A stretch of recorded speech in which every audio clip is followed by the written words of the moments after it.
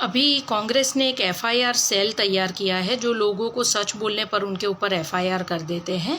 तो मैं कुछ बोलना चाह रही थी कि अगर तुम लोग सच वाले हिंदू हो, वैसे तो तुम हो नहीं, तुम तो घटिया हो, तुम्हारी तो जाति पता नहीं कौन सी है।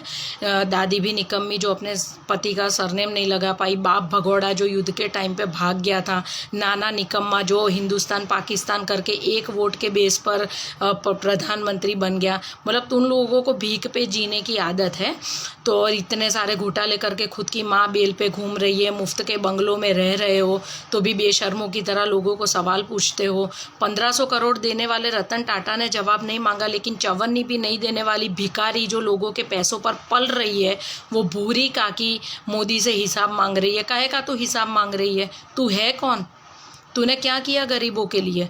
आज जब 1947 में इंडिया आज़ाद हुआ था और 1948 में चीन आज़ाद हुआ था, तो आज चीन वर्ल्ड में सेकंड नंबर पर है और इंडिया 138 नंबर पर है। 70 सालों में तुम लोगों ने देश को आगे लाने के लिए कुछ किया नहीं है। किस चीज़ का तो हिसाब मांग रही है?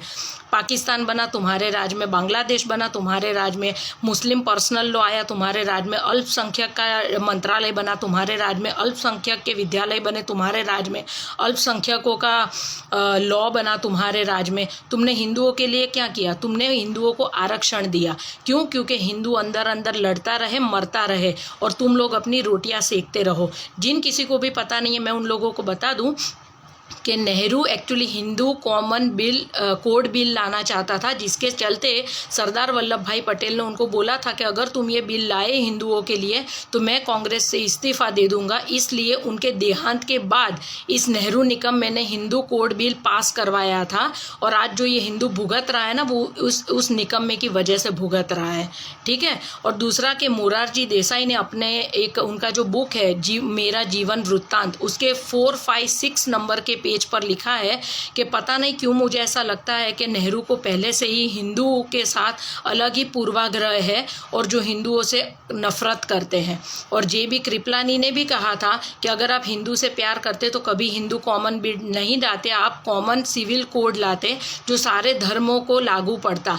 लेकिन आपने हिंदुओं पर अपना गुस्सा उतारा और आप हिंदुओं को धोखा देने के लिए जनोई पहनते हो। ये जेबी कृपलानी के शब्द है।